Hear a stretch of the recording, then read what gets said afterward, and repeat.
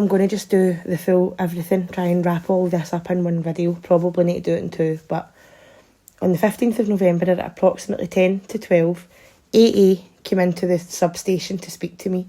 Now that's a 6-letter first name and a 7-letter second name.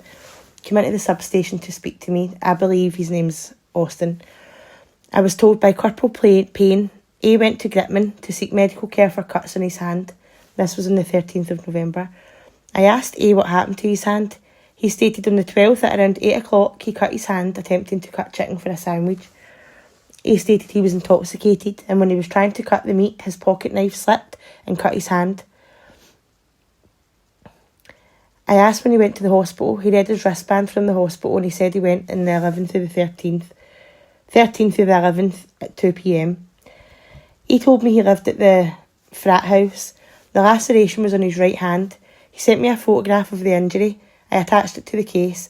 I asked Dave if he knew any of the victims. He stated he had seen Ethan 2 times at parties, but did not know any of the females.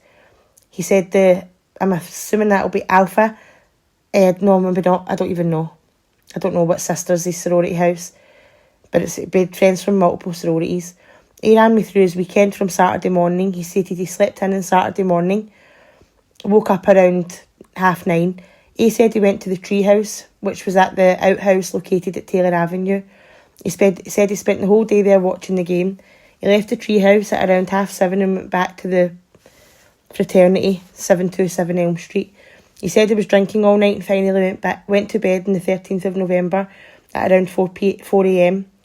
A said he was with his friends LM and CK M all night. A provided me with M's phone number. Officer Rosinski talked to M later at the something house. M said he and A were walking down. I know that's fraternity house. Were walking down. A said that him and A were walking downstairs at the fraternity house. Walking downstairs at the fraternity house, and A missed a step and fell into the window.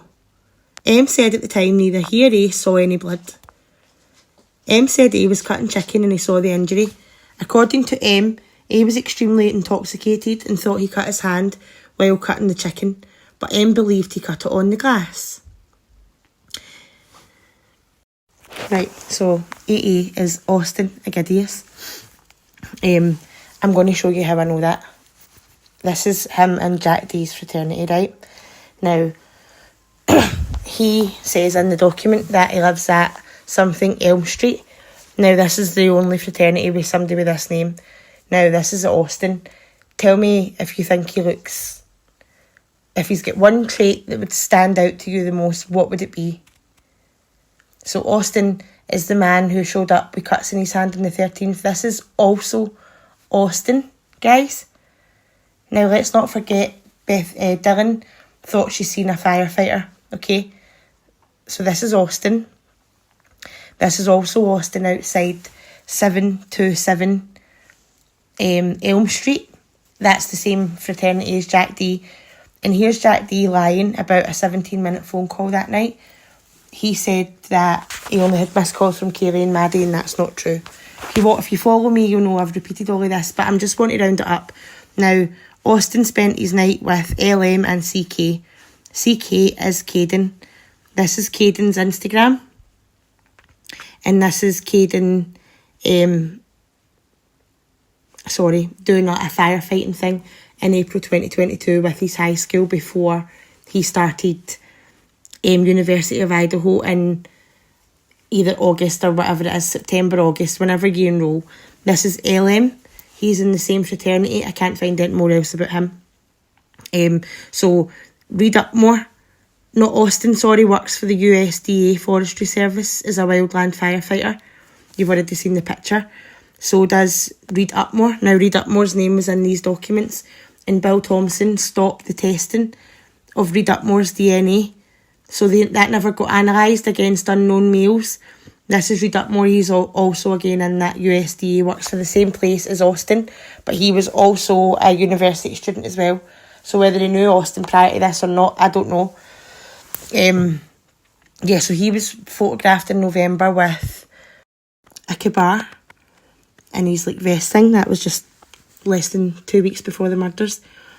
With a kabar in his vest and a pair of cowboy boots on. I got one of my followers to stand outside in the snow in their cowboy boots and put in a picture. The picture came up in a wee second. But yeah, guys, so we've got Austin, who was the only person in Moscow who went to a hospital for cuts on his hand. Now, he didn't go to the police until the 15th.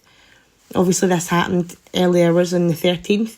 He did take pictures and stuff, but obviously you'll know that it was a right-hand glove that was found in the driveway. Now, they never ever did take Austin's DNA. They never got a sample from him. He's not in any of the court documents, but Reed is. So somehow they're putting Reed in the house. Now, I don't know if... Right, I believe that Austin was at the treehouse, and actually so was Dylan. And I believe that they went home to King Road after the treehouse. I don't believe Dylan only went home with Lakeland. And I believe that Reed was contacted after the fact. Like, if something had broke out, if somebody was going crazy, like, they needed somebody to calm him down. And Dylan wouldn't recognise Reed, 100%, even if she did go to bed or whatever. And there's also rumours that Reed was seeing Kaylee, so that could be what puts them in the house. I don't know.